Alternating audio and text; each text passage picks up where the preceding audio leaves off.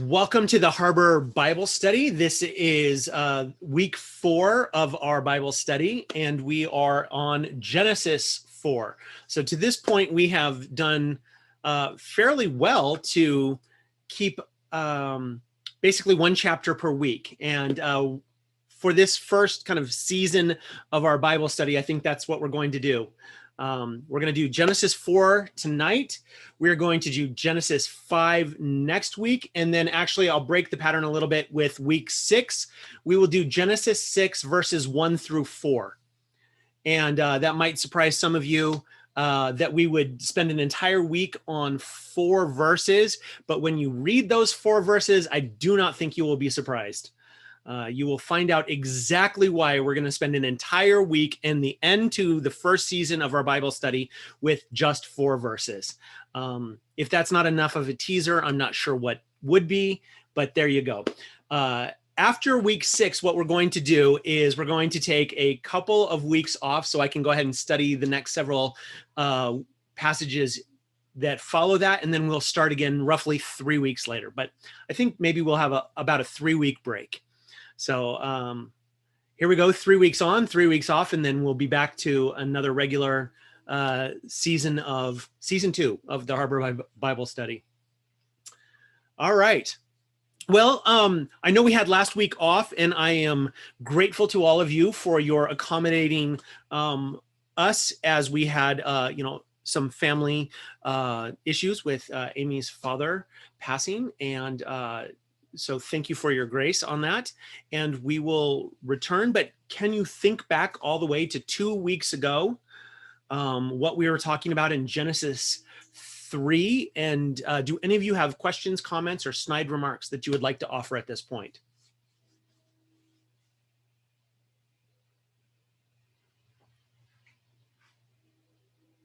No? We're okay? All right. So just to kind of set the scene, of course, Genesis 3 is about the Garden of Eden and humanity's place in it, and then eventual expulsion from it. And so we begin with Genesis 4, with humanity now outside the Garden of Eden, outside of that idyllic place. And the reminder is that in the ancient world, again, I think I mentioned this in a previous week, that in the ancient world, they thought of the past as idyllic and the future as probably worse than whatever they were living in. So this marks the beginning of that trajectory. They're no longer in the Garden of Eden. They're now outside the Garden of Eden, and we're about to find out what happens next. So Genesis 4. There are basically 4 units that we want to consider in this passage. We have the main passage, which is where we will spend the bulk of our time tonight, which is in verses 1 through 16. And that's the story of Cain and Abel. And that will take most of our attention. Then we have 3 other much smaller units that we want to engage. And that's verses 17 through 22, which is the genealogy of Cain, verses 23 and 24, which is the Song of Lamech, and then verses 25 and 26, which is kind of starting anew with Seth and Enosh. So that's what we're going to cover tonight, at least certainly the Cain and Abel portion of the program. Now, one thing I want to highlight for you is that, like a lot of mythological texts, a lot of these texts that are based in beginnings of the world, numbers are very important. And so as you look through this passage, or as we read through the passage, we get a lot of 7s, especially in this passage, and a lot of 2s, which we find both here and throughout Genesis 1 through 11. So you might want to be on the lookout for 7s and 2s, and not necessarily that they say the word 7 or 2, but that things happen 7 times or 2 times, or other pairs. Like, so for instance, the pairs of 2 sons, the pairs of two things happening 2 times, that kind of thing. So 7s and 2s, that's what we're looking for here. Now, a synopsis of the Cain and Abel unit would look like this. It starts with Adam and Eve, newly out of the Garden of Eden. And they end up having 2 sons. And then these sons grow up without comment. We skip right from their birth to their adulthood. Now, these sons decide that they want to worship Yahweh of their own accord. They're not asked to do so. They decide to do it. And they do this worship through offerings. Now, one of those offerings is acceptable. The other offering, not so much. Cain is the one who offers the offering that is not acceptable to Yahweh. We're going to talk about that too. But in so doing, he kind of experiences some negative emotions, and he decides to act upon those emotions. And in the end, he ends up killing his brother Abel. After he kills his brother Abel, he receives a sort of punishment. And so that's the flyby trajectory of the Cain and Abel story. That's the kind of thing that most people who have read this story could repeat to someone else. And so that's where we start. That's the framework upon which we want to hang all the commentary that's going to come next. Now, there are those who think that this story is a condensed version of a longer story that existed in antiquity. The problem of this is that we don't really have any evidence that that's the case. We have no other version of this story that exists anywhere else. That is speculation that comes from the silence of the text. So some people want to say there must have been more to this because it doesn't seem to explain enough. And that's a nice hypothesis, but we have no evidence to suggest one way or the other. We do, however, have other stories in antiquity that are fairly sparse. And so that might be reason enough to think that this story is more or less the way it was written. But this is the story we have, so that's the story we're going to evaluate tonight. We all good? Would somebody be really willing to read this story for us? And I will go ahead and put this on the screen.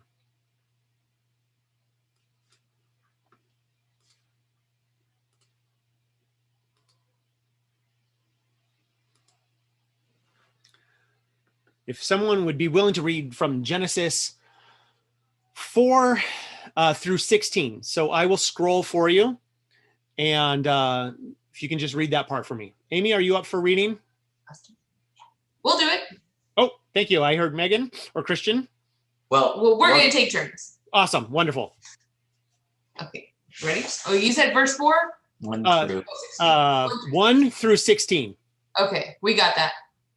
Now the man knew his wife Eve, and she conceived and bore Cain, saying, I have gained a male child with the help of the Lord.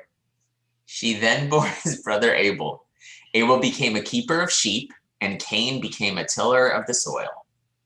In the course of time, Cain brought an offering to the Lord from the fruit of the soil. And Abel... Let me get it a little higher here. There we go. Go ahead. And Abel, for his part, brought the choicest of the firstlings of his flock. The Lord paid heed to Abel and his offering. But to Cain and his offering, he paid no heed. Cain was much distressed, and his face fell. And the Lord said to Cain, why are you distressed? And why is your face fallen? Surely, if you do right, there is uplift. But if you do not do right, sin couches at the door. Its urges toward you, yet you can be its master.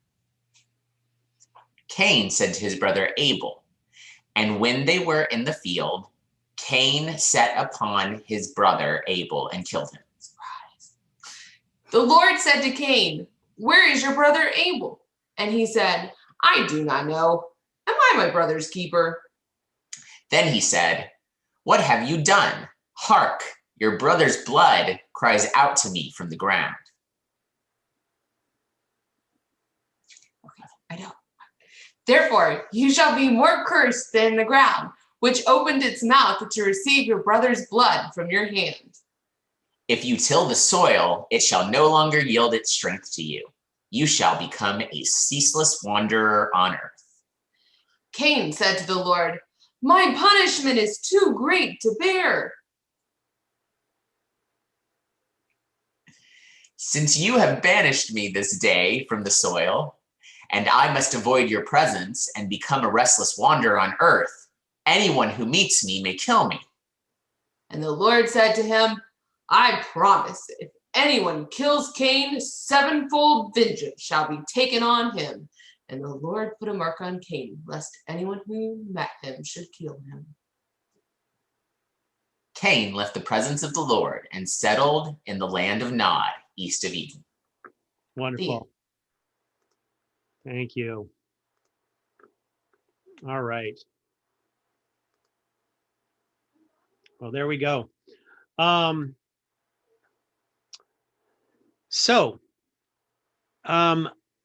You might have noticed that one of the things that kept coming up, and perhaps not yet 7 times, but it kept saying his brother. Cain said to his brother. So his brother, or the word brother, appears 7 times in this chapter. And that's one of the things that you want to kind of keep an eye out for. It's not an accident that it occurs so much. So unlike some of the other chapters that we've already covered, chapters 1 through 3, this is a chapter that actually bears some fruit, no pun intended, from looking verse by verse. And so we're going to go ahead and do that. So if you look at verse 1, and if you have your own passage, sometimes it's nice to have different passages than the one that we've just read, which, as I mentioned in previous weeks, this was the Jewish Publication Society passage translation.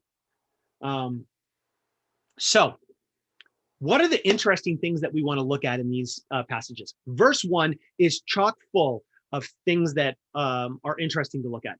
So verse 1, it begins with, now the man knew his wife. Just to be clear, this always feels to me like a little bit of a Monty Python thing. He knew, wink, wink, his wife. So this is talking about the way a mommy and a daddy would know one another so that they would eventually have children. So that's what it means in this case. This is actually the verb that gets used for all sorts of sexual relations between partners, whether they are married, unmarried, or in cases like illicit sexual encounters. This is a very common verb for the sexual act. So knowing one another. Usually the man knows the woman. It's not uncommon. The second thing in this verse that is really, really fascinating is that it says, and she conceived and bore, let me see how this says it exactly. And she bore Cain, and she said, I have acquired an Ish. Now, if you know Hebrew, or remember anything I've said in the past, Ish is the word man. That's really weird. She obviously didn't bear a full-grown man, right? But this appears to be perhaps a reversal of what we see in Genesis 2:23. So in Genesis 2:23, Adam basically says, aha, right, I'm going to name her Isha because she came out of Ish. So the woman comes from the man. So here, Eve is reversing it and saying, aha, now the woman comes from the man. Wait a sec. What did I say a minute ago? Adam said, the woman comes from the man. And now she says, the man comes from the woman. There we go. I've got it. So it's a nice reversal of Genesis 2:23. It's not like important theologically necessarily. It's just a nice detail that we see that this is a literary text, that people are paying attention to the way in which this thing is framed. It's not just a good story, it's a well-framed story. So the thing about this is there's nowhere else in the Bible where a child is referred to as an ish. And so it's pretty clear that this is intentional. All right, a third detail about Genesis 1 that's really, really fascinating is that the first child is named Cain. And we, in fact, get an etymology of the name Cain. But it's kind of weird, right? So Cain is acquired. Did any of you pick up on that verb? That's a weird word to have a child. I mean, it wasn't adoption. There were no adoption agencies available at the time. So they acquire Cain. And why is that word used? Probably because in Hebrew, the word for acquire is kaniti, or I have acquired is kaniti. Cain is the verb. So it's playing off of this by sound. I have Cain acquired a son called Cain. It's a play on words. And Cain likely is referring to the idea of a metal worker or a smith. And we will see why that is an appropriate name down the road. So perhaps this is a mere folk etymology, the way in which somebody who doesn't know the actual etymology of a word might suggest, oh, this is what it means because this is what it sounds like, right? Have you ever heard kids perhaps make an etymology of the word butterfly? Why do they call it a butterfly? And maybe they imagine something like, oh, it sounds like butter and the word fly, and somehow that comes to the, right? Okay, so it might be as simple as that it's just a folk etymology based on the fact that these two words sound alike. So that's the third interesting detail just about the first verse. I've got a fourth. And it goes like this: something, something Yahweh, right? In the Hebrew, it ends, I have acquired a son, something, something Yahweh. What do the English versions that you have say?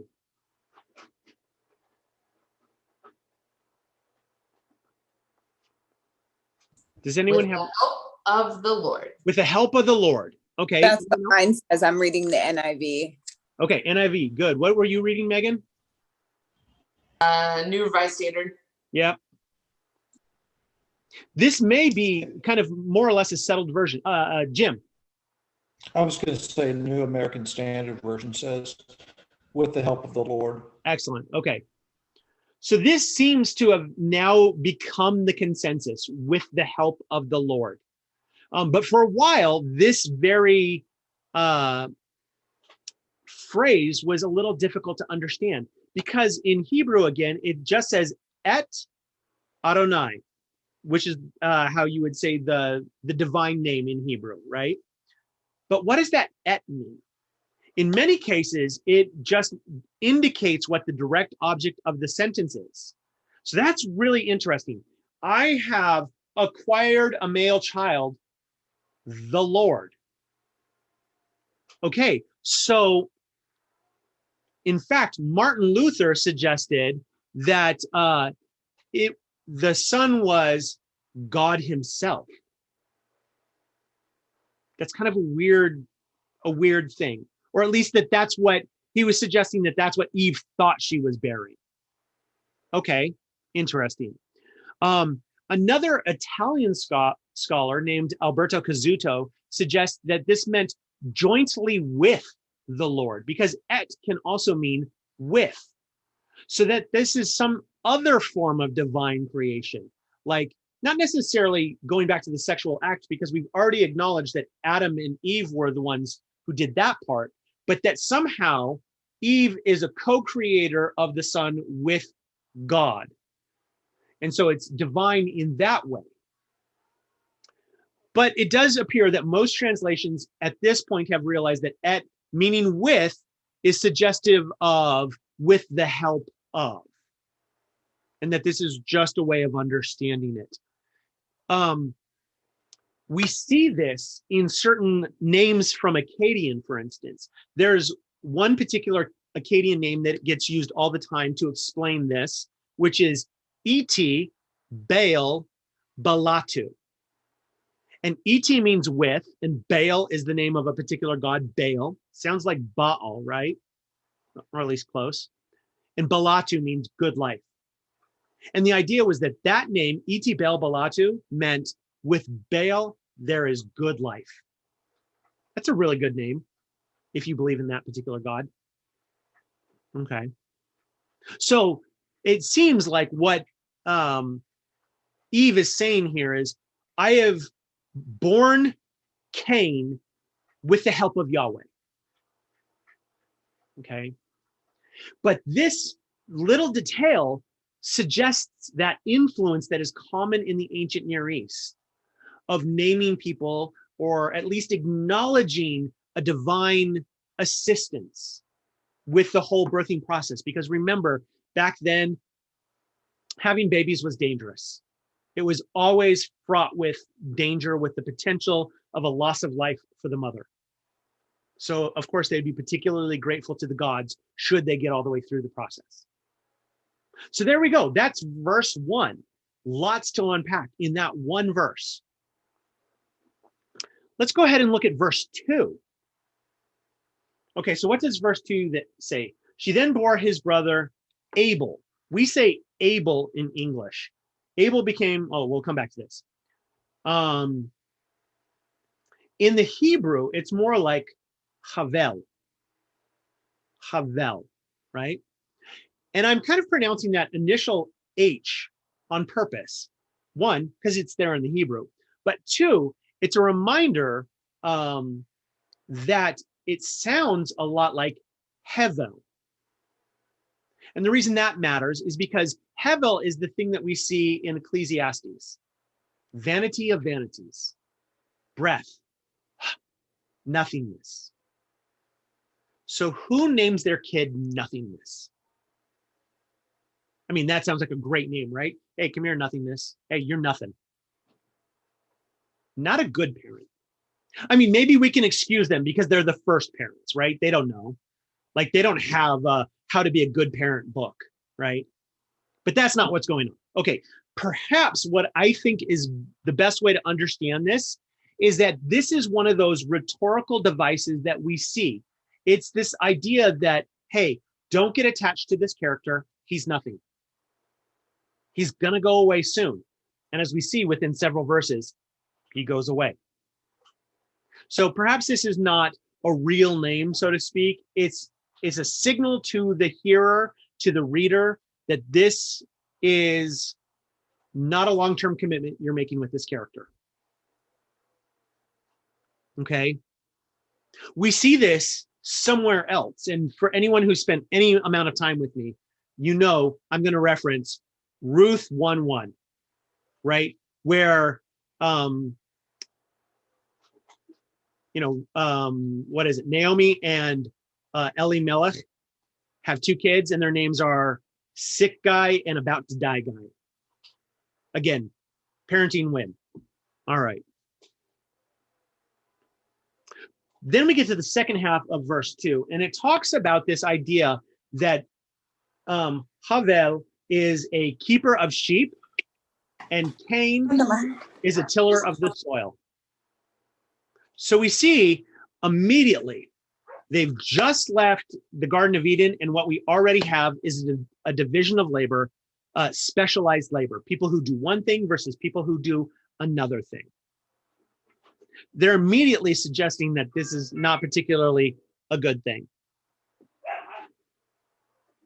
Any questions so far on verses 1 and 2?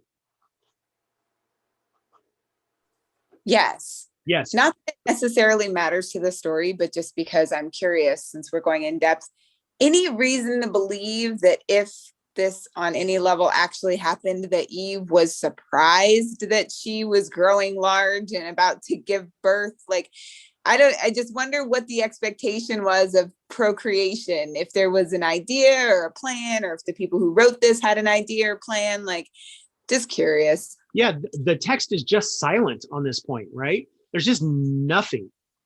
Hmm. So we have no sense that Eve, like whatever it was Eve was thinking as her belly is growing and she's like, oh, I'm about to have a baby. Or, I mean, I have no idea. It's just all of a sudden there's a conception moment. And then moments later in the text, there is a bearing of the children moment, which actually brings up a really interesting point. What do you think about the relationship between Cain and Abel at this very first moment? How are they brothers? Like, in what sense are they brothers? Are they sequential, older brother, younger brother, or are they twins? Which, I mean, still could be older, younger, but you know what I mean, right?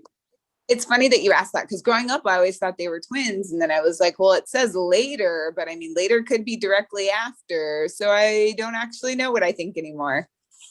Yeah. So I know, so Carrie, to your question of what was Eve thinking, because it's silent there, but for many of us probably who have been on here, that conversation, it's always a surprise in adulthood, quite frankly, how hard it is to get pregnant, because you make it seem like, oh yeah, you do this thing and of course it'll be easy. And then especially for those of us who've come into kind of adulthood through youth ministry, the conversation around teen pregnancy, that it is actually a miracle every time there is a conception. Not only that, but a conception that is then carried all the way. And so when she's saying, yeah, it was me and Adam, but with the Lord's help, this is still the conversation that you hear in the church in many respects. And again, we're back to, we just don't talk about how many miscarriages there are. And I would have to go back and look at the actual statistic. But if I am recalling close to correct, pretty much it's something around 80% of married women in the church have had miscarriages, but nobody talks about it.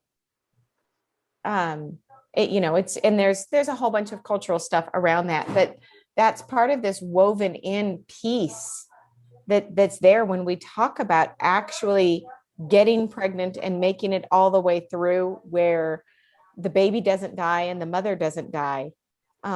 It does feel like, but for God, this could not have actually taken place. So I want to pick on this point for one little moment.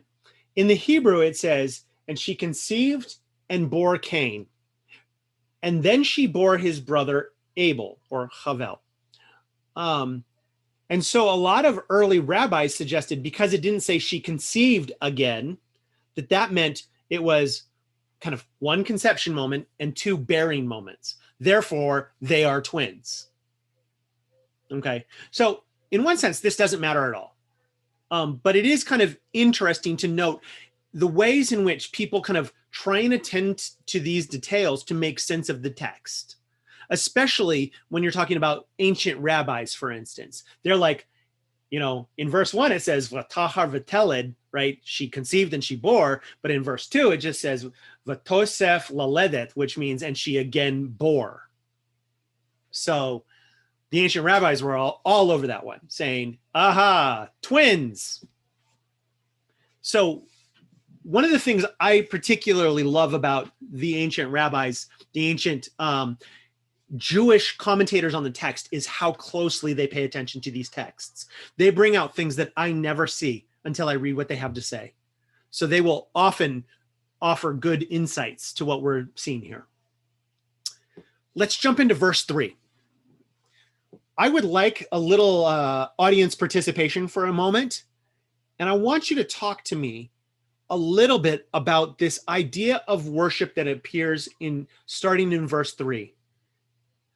In the course of time, Cain brought an offering to the Lord from the fruit of the soil. And if you want, include the next verse, which is, and Abel also brought an offering. What do you notice about the offering?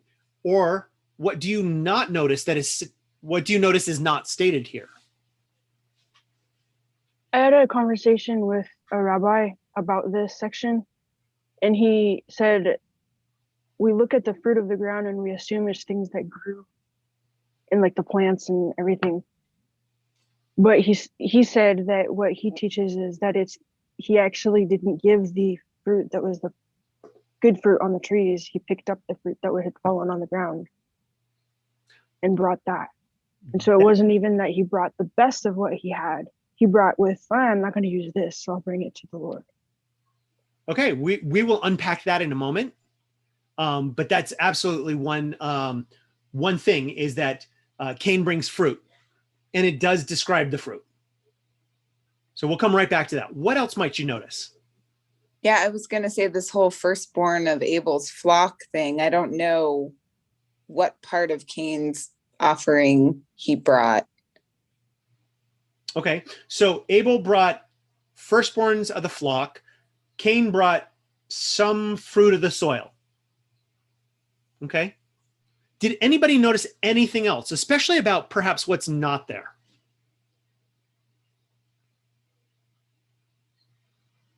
Sin. Cool. Yeah, that's true. Thanks, Chris. Yeah, I also was in seeing this, it's the offering to Yahweh. And it's over the course of time. So just like seeing this requirement or a law or something to do so, it was like, it just seemed, it's suggesting like, why would you do that? Like you said, is it gratefulness or thankfulness, or did they feel like they needed to do this? There we go. I think you're hinting at it, and Billy Joyce just threw it in the text. So did Megan, right? No instructions. It's not requested. There's nothing there that says God said, could you please offer me some food? I'd really like that right now. Instead, what we get is in the course of time, they did this without being asked. So we could make a lot of this, but what we want to be sure is to recognize that this was not some sort of response to a divine command. This was not a ritual that was prescribed or described for them to do. There's no altar, and there's no explanation precisely what happens. It's simply that they offer something to God. They seem to know that some sort of offering is what God would appreciate. And at least in verse 3, as you start to read it, you're reading the story, Cain's offering seems fine. In verse 3, there's no reason to suspect anything.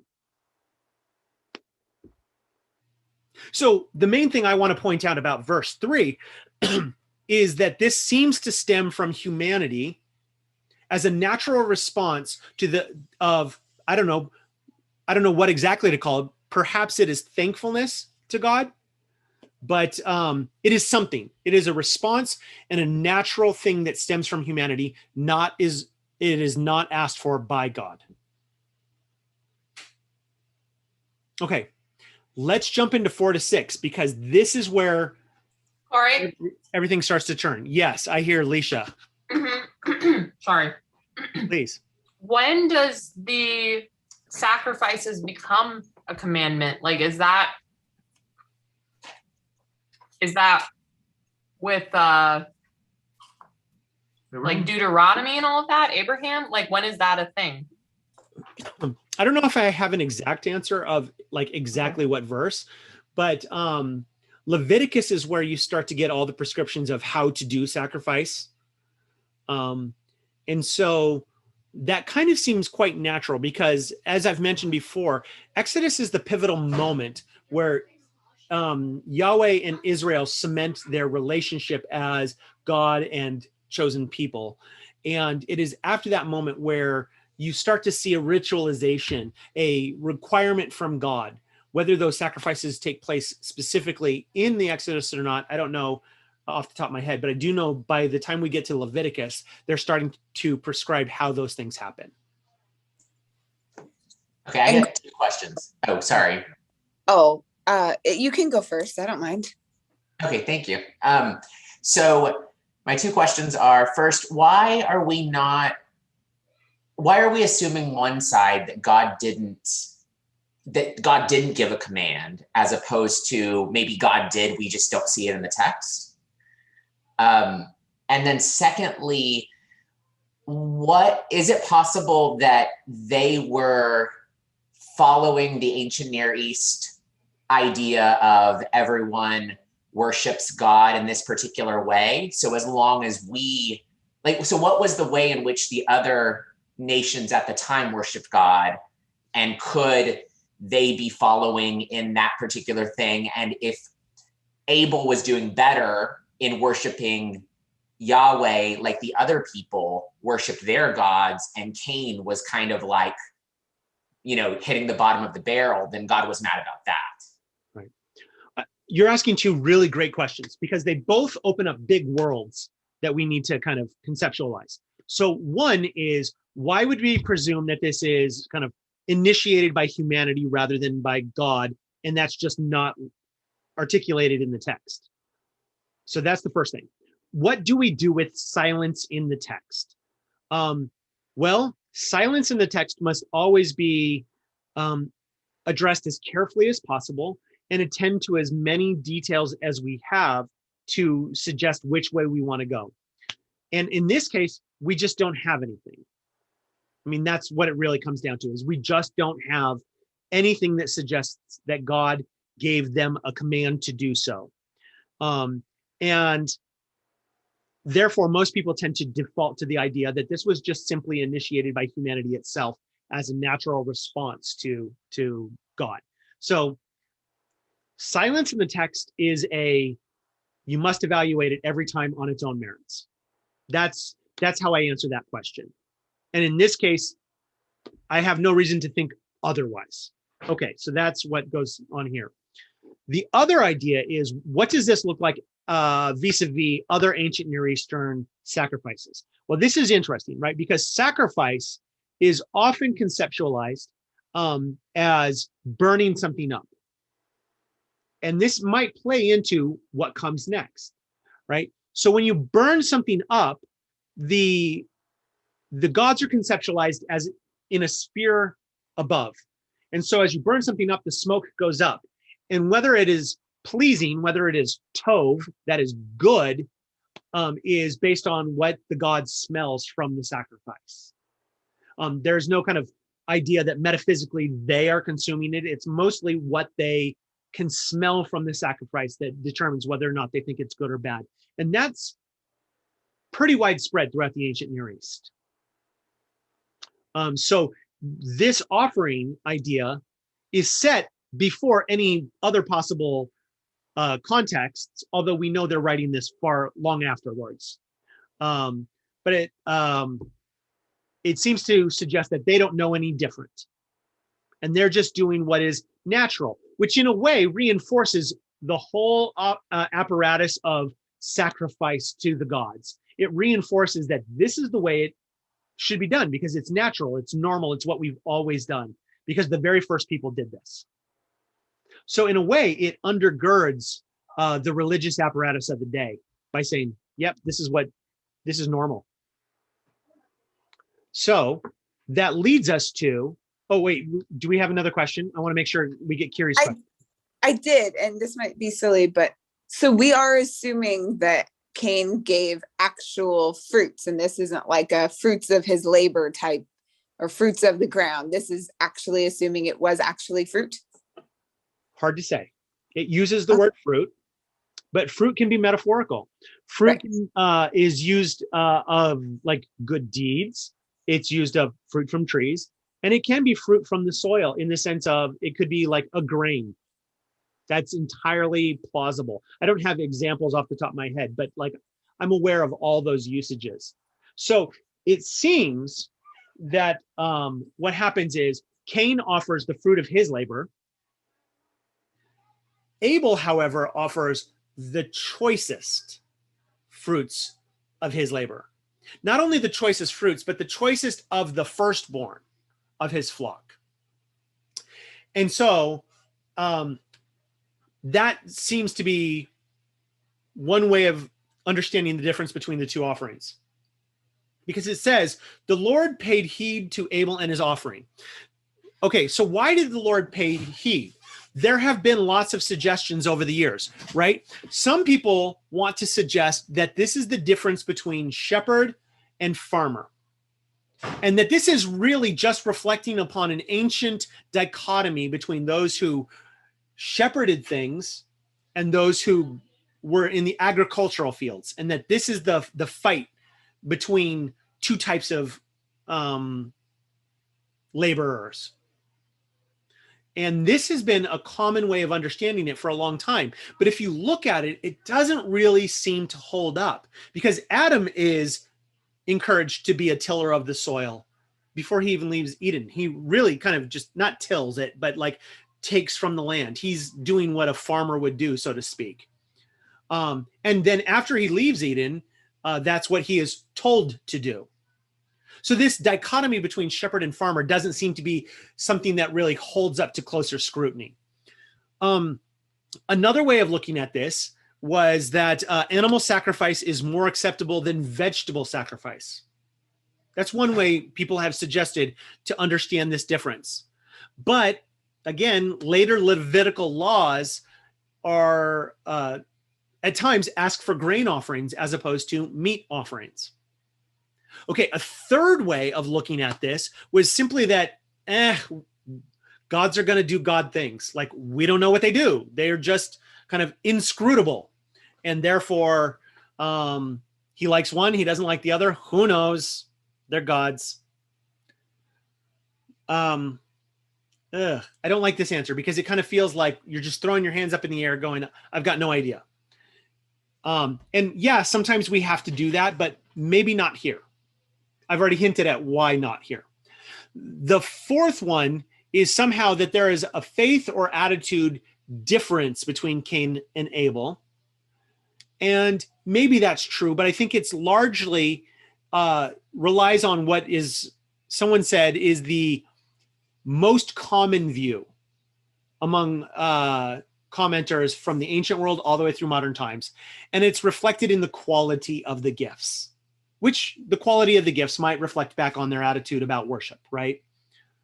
So Cain appears to have just offered some of the fruit of his labor, whereas Abel offered the choicest of the firstborn, the best 1% of the best 1%. Maybe. It's hard to say, but at least there's a hint there in the text that there is a difference in the quality.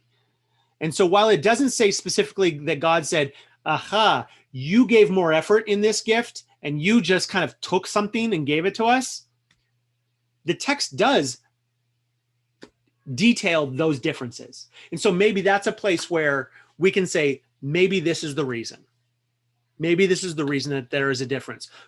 But ultimately, God does not detail his reasons for it.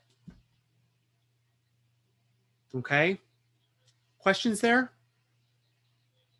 I was Always. going to say, Oh, no, please go ahead. Carrie, you go. Okay.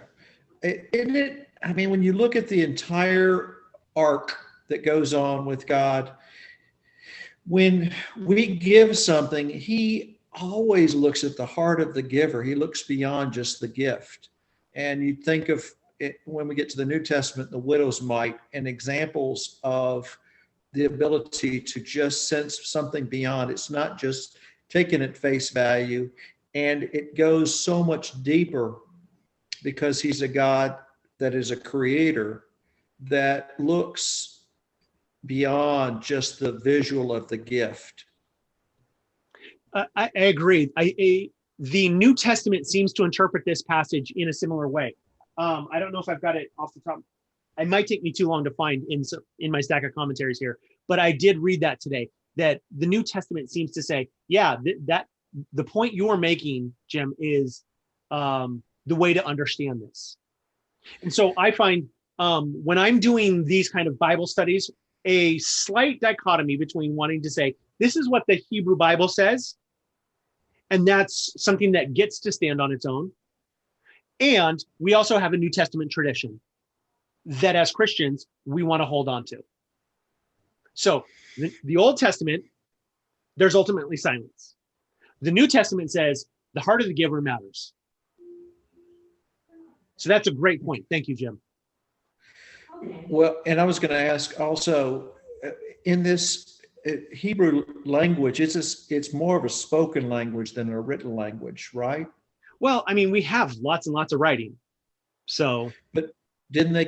I'm thinking that they communicated so often because not everybody was literate. So few people were literate that a lot of these went from story to story, and they just had a habit of those days because it was such an effort to write something down that they tend to be minimalists in their writing, and they didn't put anything down unless they really need to. Am I wrong? No, this is great. This is a good point, because there are a lot of stories where we emphasize what's often called the laconic nature of the text. Laconic often means like kind of lazy, but in this point, it's actually not lazy. It's more terse or very brief, right? The idea that it doesn't say something, and therefore you have to kind of read into all of it from few clues.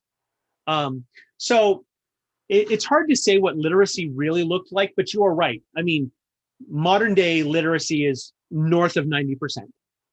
Ancient literacy is under 10%. And 10% is probably a very generous reading. So yes, highly oral society. And that contributes to the way stories get told. But at this point, we also have to acknowledge that many of the things that are getting written down in order to be read. Even if it's somebody is reading it so that a whole bunch of other people can hear it. Right? So there's a lot going on there. That, and we have the time period of which it was actually written in, right? Like, it's obviously, like, they're not the ones writing this. Cain and Abel aren't the ones writing this portion. Probably not. And no. So, but like the like the types of offering and whatnot might be more reflection on the writer's time than like Cain and Abel's time. Yeah, we always have to consider that when things are getting written down, that has a huge influence on how ancient times are viewed. I mean, that's nowadays, right? We look back at things, and we might port some of our values back onto to people, not even ancients. I mean, I'm sure you've heard the way in which the founding fathers get portrayed. I mean, sometimes they seem like these 21st century dudes, right? Like the idea that they would have values that were just like ours, as opposed to realizing, mostly not. So it's pretty easy to kind of just imagine that happening, especially back then when they didn't have 2,000 years of reflection on historiography. That is the writing of history. So they just presumed that the past was like the present, only better. That's a great point, Megan. Okay, so moving on with verse 4. Oh, go ahead. Yes, Kiri. Super fast. Sorry, I was trying not to reject a call that was coming in. The NIV in verse 4 says, "But Abel brought fat portions from some of the firstborn of his flock," and then of course it continues. What do your versions say? Because I'm assuming that we're talking about the traces of his firstborn because it was the fat portion, but I was curious what everybody else's said. Well, the Hebrew does seem to suggest the fatty portions of the offerings. And there's no reason to believe at this time, because we are in Leviticus, that there's any problem with them having ate that portion for themselves, right? Because when I read that, I was like, oh, well, this is kind of a throwaway thing anyway, right? Because you can't eat it. Like, well, they weren't commanded not to do that. So, but I mean, like, other than Amy, I think most of us would probably agree, like, burnt fat, like putting fat on the barbecue smells really good. Smells amazing. Right. And so like God's going, yep, that's the one. That's it. It smells much better than roasted grains. So some people think that that's part of it, right? So Okay. I was just really surprised when I read that. I was like, oh, fat. Wait, you can't eat that. Wait, it's too early. Never mind. Or is it?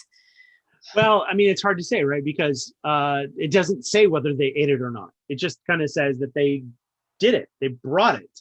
And somehow they offered. And here's the other thing is the text is again silent about how they know what God's response is. It doesn't really say. I mean, in a moment, God's about to talk to Cain, but it doesn't really talk about his evaluation.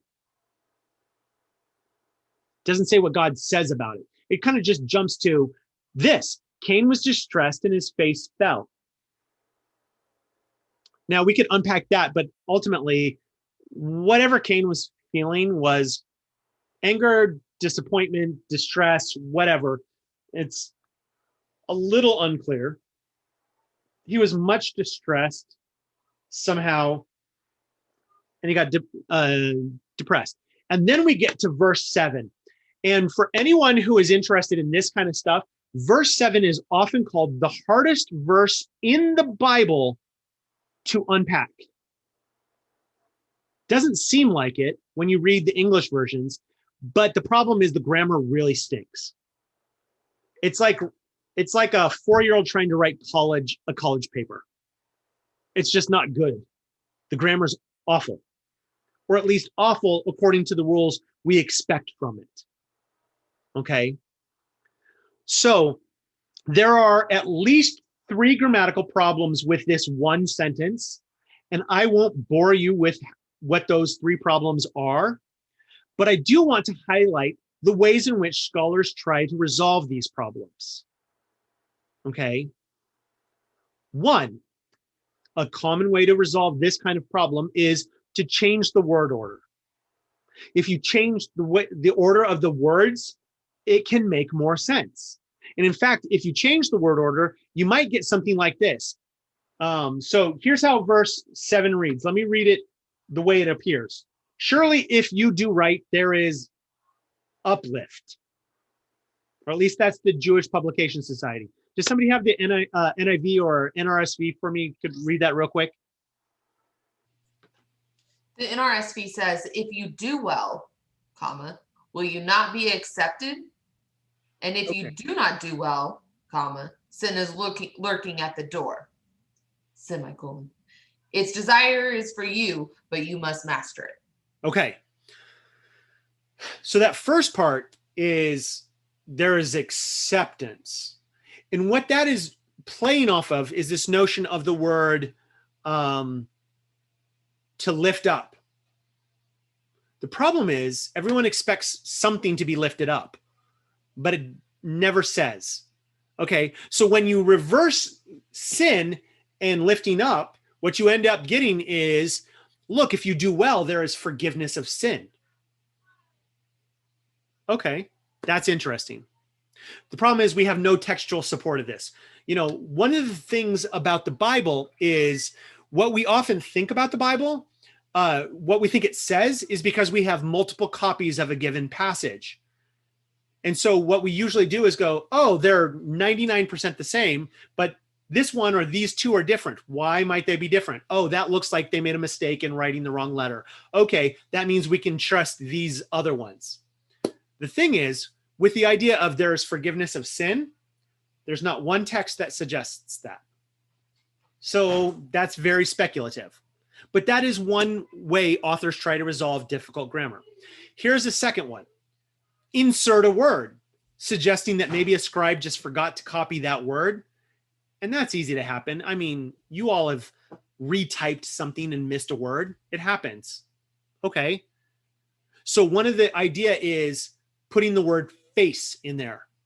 If you do well, there's a lifting of your face. And that would work really well because it just said his face had fallen. So that's a very logical choice. But again, there's no particular evidence that that was what happened. Okay, a third way of doing this is to amend both the consonants and the vowels. And I've not really explained how Hebrew works, but those are 2 different things that you can do. I mean, you can do that in English too, but right, it's a different phenomenon in Hebrew. Okay, maybe I'll come back to that at some point. And if you amend both the consonants and the vocalization, you get a wholly different sentence. And I don't want to read it to you because the person who suggested this required 5 different changes to make sense of the sentence. And at some point you start to think, like you're proposing a lot of change to the text, and we have no particular reason to make that many changes. Okay, so what if you didn't change the consonants and the vowels, but you only changed the vowels? Well, for anyone who has studied Hebrew, that actually is a far more plausible solution, because the ancient text was written just with consonants. It wasn't till hundreds of years later that they started adding the vowels. And you can change vowels and make significant differences without changing the consonants at all. Having said that, the main question is that why when Jews write out God, they do a dash? I don't know if that's why. That's probably more relying on the idea that they are loath to say or write the name of God. Okay. But that might have been a way that inspired them of how to do that, right? The idea that in Hebrew you write consonants and not vowels. That might have been an inspiration, but I don't think that's the reason. So the person who suggested the idea of just changing the vowels, most people don't buy the argument. Ultimately, it's not a strong, because again, it seems to make a difference that we don't have any evidence for, right? Because while they added the vowels hundreds of years later, we do have ancient translations of those texts, which suggests how people understood those original texts. And none of those early translations went in the direction that this particular scholar went. So maybe not. Here's a good solution, though. There is a question particle that says, okay, the following sentence is a question. And what the person who proposed this is that question particle didn't only go for the next phrase, but for the next 2 phrases, which is actually quite good poetry. And what it ends up with is something like this. Let me see if I can find it. Look, isn't there acceptance if you do well? And isn't there, yeah, so that's basically it, right? Isn't there acceptance if you do well? That is, isn't there a lifting if you do well? Not just if you do well, there's a lifting, but isn't there, I'm not explaining it well, I apologize, but it's a way of allowing this one question particle to apply to the whole thing. Okay, and then to the next phrase as well. If you don't do well, isn't there a lurker at your door? That's how this one question particle applies to both phrases and not just the one, which then would require an answer within that first one. I apologize if I haven't explained that well, but it is a grammatically sophisticated way of answering the question, which also seems to work with poetry. I like it. I'm not sure I buy it yet. I want to sit with it for a little while, but I like it so far. So Corey, yes. let me chime in that idea. So think about when I write on disability in theology. And so if you don't know this, a lot of families, if there's somebody with a disability, they have somebody who becomes what's known as the identified patient, the identified center of that family. And that's a psychological term. And so counselors will often work with families to say, you need to have a family system and not make them the center of your world. But that's something that certainly can happen. If you have a child with autism, you're constantly thinking through noises, sights, sounds. Can we go to this theme park? Can we do this thing? And you start orienting. And so theologically and practically, when I do ministry and talk about ministry with those with disabilities, we talk about how do you make Jesus the center and each person a valuable participant. But part of that is when you are the identified patient, either because it's kind of within you Or if it's been placed on you, you start looking inward and navel gazing, and you think you're the center of the world. And so we talk about Jesus as being the lifter of your head. When we look in Greek, we start recognizing that one of the words for sin is this inward look. There are multiple ways that we talk about sin. And most of you've probably heard the missing of the mark. That preaches really well. The other ones are a little more messy to preach on. But one of the major ones is this idea of kind of bent over and gazing in, and that it's God who lifts your head.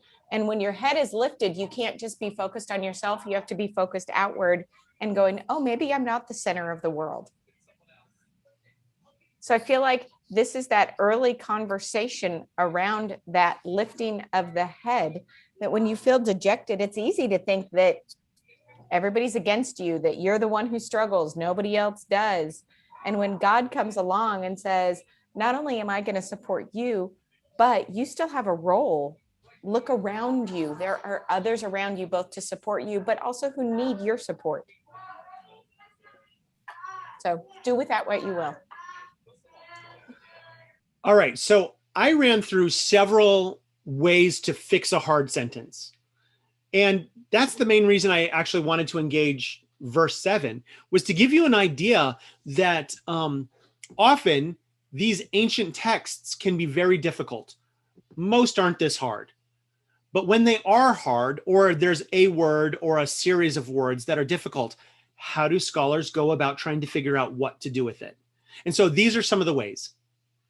Rearrange words, add words, change the consonants, change the vowels, change the consonants and the vowels, or re-envision how the grammar is working. And so those are some of the main options. And it's hard. It is difficult. And so I think this lends this idea of saying intelligent people can disagree with how to understand passages because there are so many things involved. Many people want to suggest that the Bible is just simple and all you have to do is read it and there you go. And it's rarely that easy. This is just one example of why it's reasonable to think that somebody might come to a different understanding of a verse or a passage or something. And so we always want to have grace and honest discussion about what a verse might mean.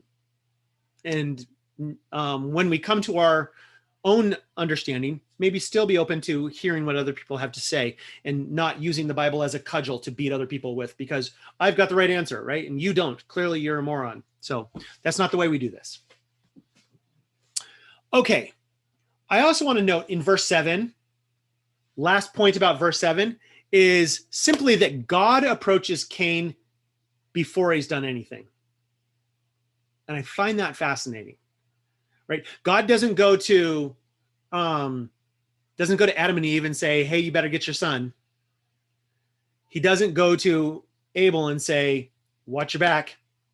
He goes to Cain and he offers this conversation about like what he might need to consider. Verse 8. This is the last verse we're going to go through in close detail. We're going to blitz through 9 through 16. But in verse 8, this is interesting.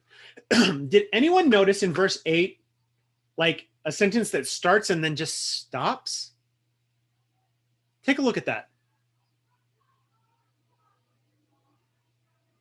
Cain said to his brother Abel, what did he say? The text says nothing. Or maybe some of you have something. Mine says something. What does it say, Megan? Let us go out to the field. Right, that's not there in the Hebrew. I know, right? Mind blown. Okay. The literal Hebrew just says, Cain said to Abel, his brother. And when they were in the field, and it happened when they were in the field, Cain arose and he set upon his brother and killed him. That's like literal Hebrew to English. But Can you repeat that? Yeah. Cain said to his brother, to Abel, his brother, and when they were in the field, Cain set upon his brother and he killed him. So the point I'm making right here, first of all, is he said to his brother, and then it doesn't say what he said. So we're back to, what do scholars do with this? That's so crazy. My NIV actually has a footnote that says exactly what you just said, and I've never seen that before. Right. What? Because why pay attention to footnotes? I mean, that's for weirdos, right? Well, she looks at all the footnotes. I pay attention to footnotes on my phone, but not when I'm reading, because I've already looked at so many words. I don't know why I feel like it's different, but that's interesting. It's hard. I mean, it's hard to kind of have all these things going at the same time. So there are a lot of scholars who throw in, let us go into the field, or something like that, right? Like Megan said, that's what her English text said.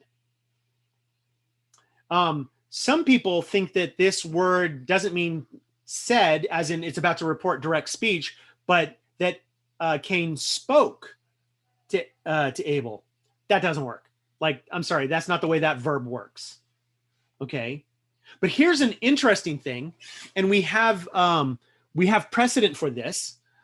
The word in Hebrew is amar.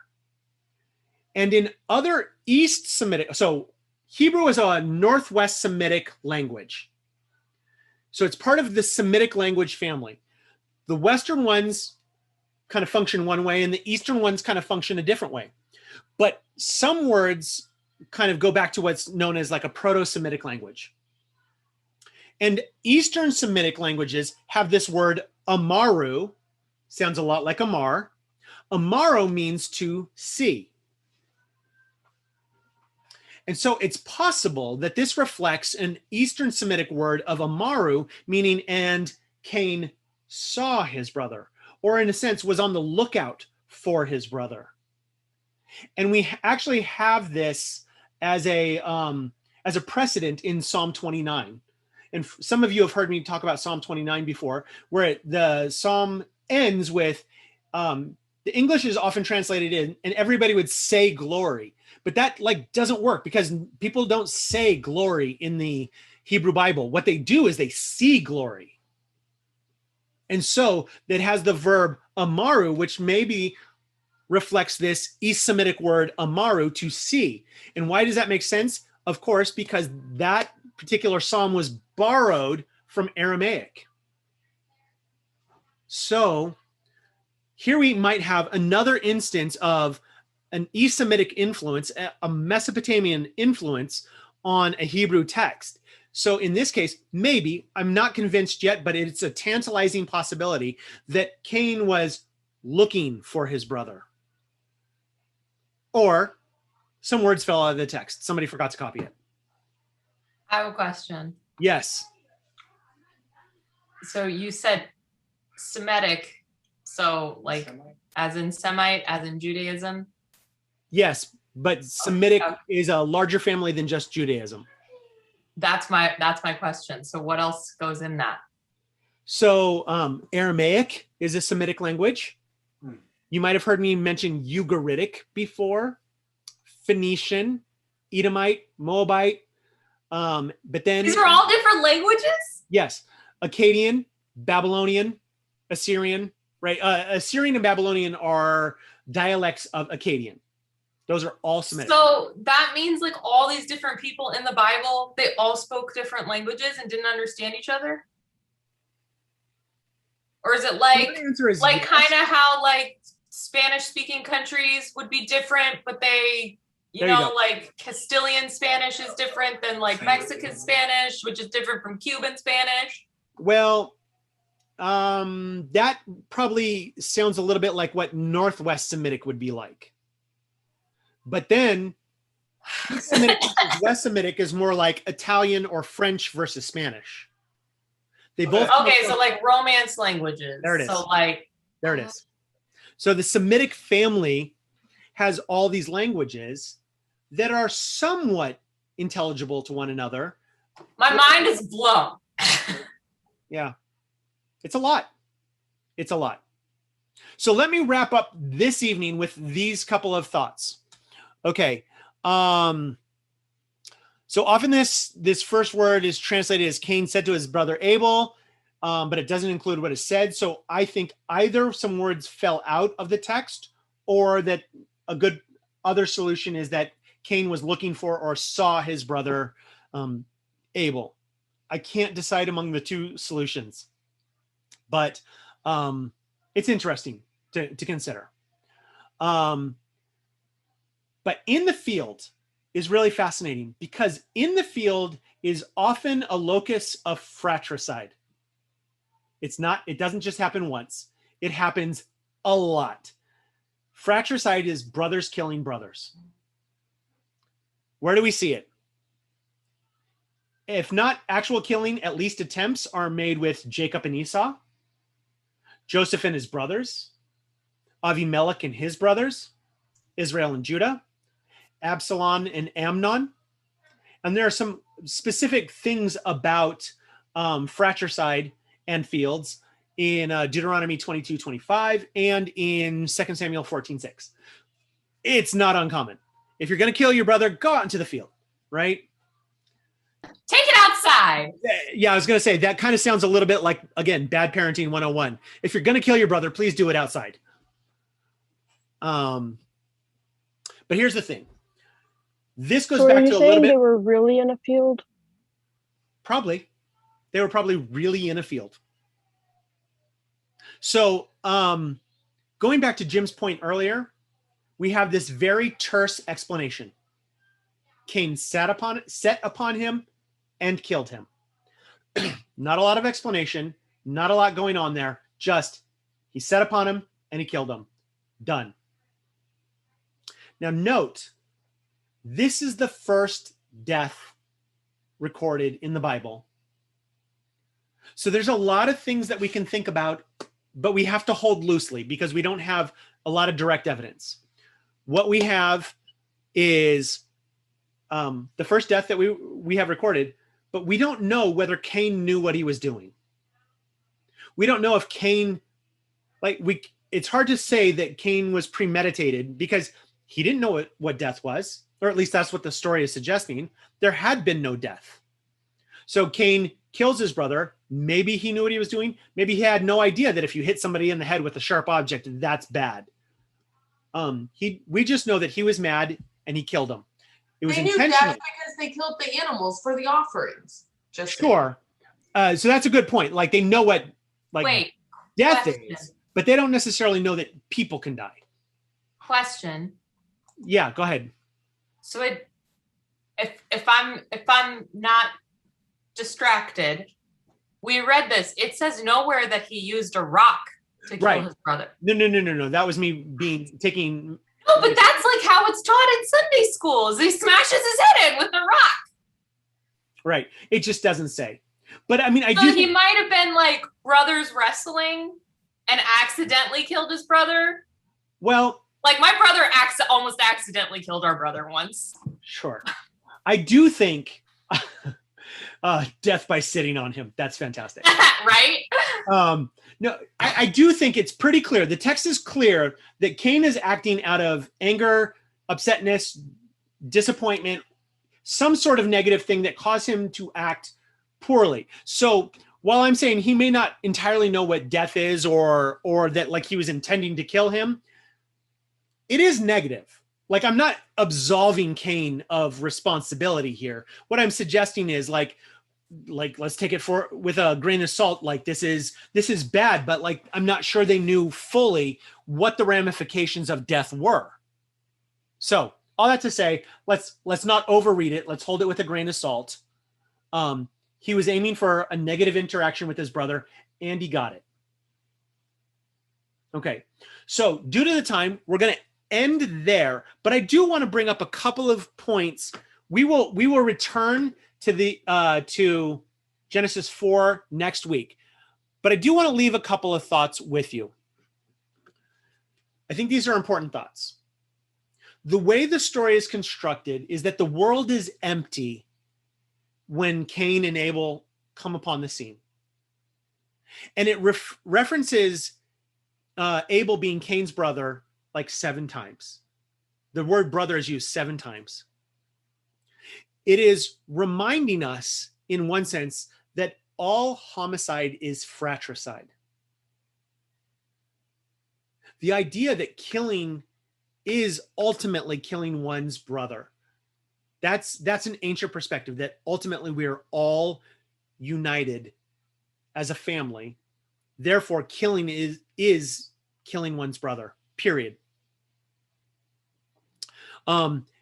Furthermore, God takes offense at what happens. So this is an early reminder that even injustices against other humanity is ultimately sin against God. And it seems to suggest this in the text.